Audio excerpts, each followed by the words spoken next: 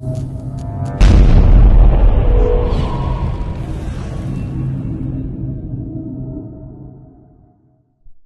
and welcome. My name is Beardy, and this is the adventure of Tyler and his army of little people. I thought I would share an experience from one of the Dungeons & Dragons campaigns I was a part of. To start off with, let me explain that in Dungeons & Dragons you can pretty much do what you want as long as the Dungeon Master says it's okay. That makes D&D the most versatile game in existence. Me, a chaotic good ranger, Derek, a neutral good wizard, Tyler, a chaotic evil bard, and our DM, Walker, set out on this campaign. So the story was pretty straightforward. Our caravan was ravaged and we must avenge them. Blah blah blah. The party and I found ourselves in a goblin cave soon after the story was set up. After a few encounters with some goblins, we found a young child who had been with the caravan and now was locked up in a cage. We decided that the cage might be the safest place for her as we clear the rest of the cave out. Now remember her, because we will come back to her in a minute. We easily cleared the rest of the goblins, and Tyler managed to capture one poor goblin who was immediately renamed Julio.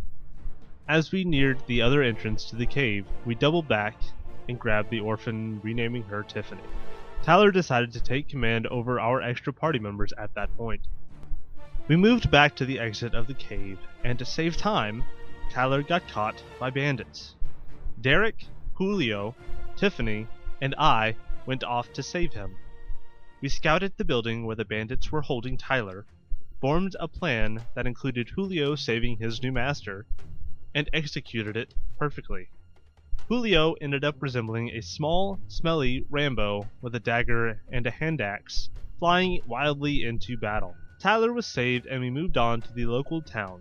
We went by the blacksmith and essentially took over the store, but that is a story for another time. Tyler stole the door from the blacksmith and loaded it onto Tiffany, his orphan pack mule, and proceeded to throw it into the nearest lake. After we started our empire, we moved on to the general store, which so happened to be owned by a gnome.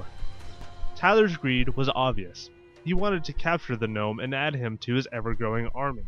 Luckily, Walker, our DM, convinced him that the town would turn on us if we recruited the gnome store owner. Now, I am still in the middle of this adventure, so the army might grow in the future.